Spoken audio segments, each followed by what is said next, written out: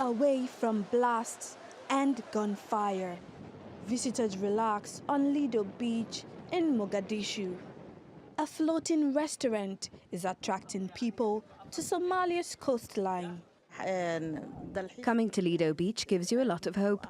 Lots of young people come to the beach now, especially on weekends. People love to try different things over the weekend. I'm very hopeful Somalis will embrace tourism and take advantage of the country's natural resources. When we were making this boat, we considered that pirates could hijack it and use it to attack ships. So we made it impossible for that to happen. It can only travel at low speeds, and so it can't get away. Speedboats can overtake. Also, we didn't want cups and plates falling. It's not even about pirates anymore. We are now more concerned about petty thieves.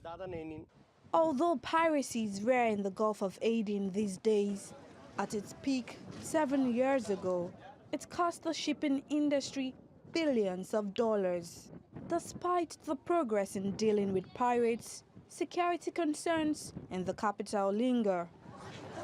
Last week, at least 9 people were killed when Al-Shabaab detonated a car bomb near the presidential palace.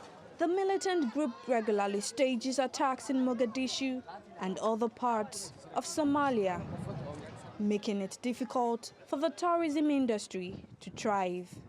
But 4 months in, this initiative seems to be paying off. The challenge was to convince people to come and have their food and drinks on the boat, and tourists as well. They understood it now. Somalis say they're determined to create their own happiness, and with scenes like this, they can forget their worries, at least for a while. Sharon Ogunleye, TRT World.